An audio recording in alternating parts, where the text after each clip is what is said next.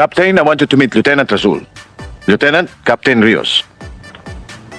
The lieutenant was our undercover man in the criminal syndicate case. I've heard a lot about your exploits, Lieutenant. Your brilliant combat record in Mindanao.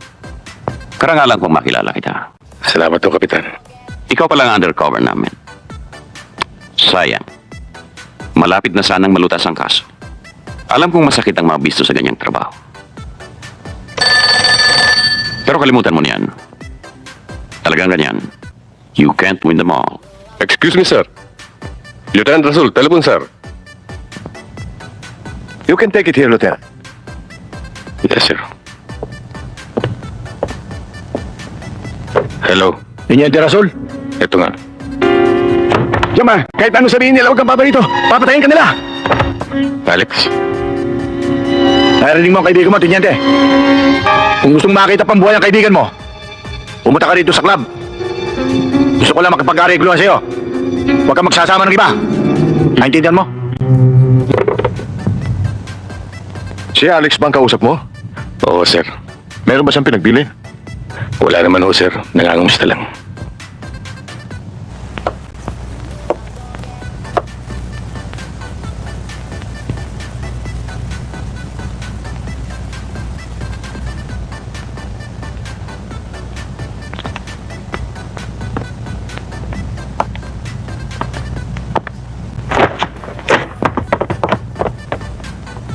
May kasama ba? Wala siya kasama. Nag-iisa lang.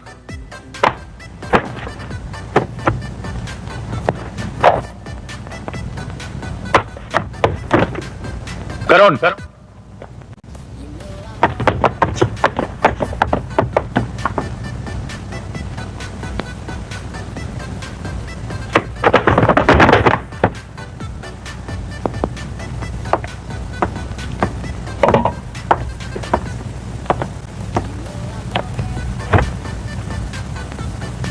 Alam mo, ang ayoko sa lahat, yung ginagawa kong gago.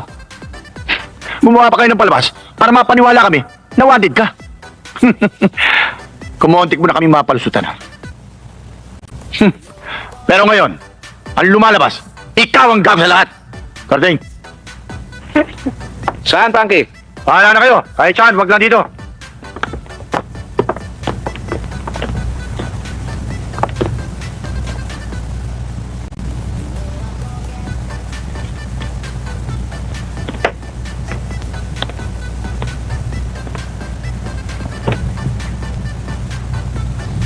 Alam mo ba sa kakatuwa nito?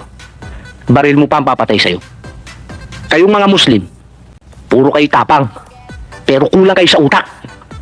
Utak lamok ang meron kayo. Yan ang masama eh. Lagi niyo kaming minemenos.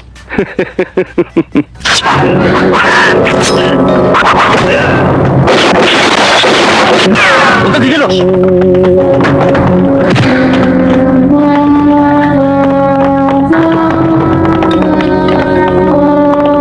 Are you all right, Lieutenant? Yes, sir.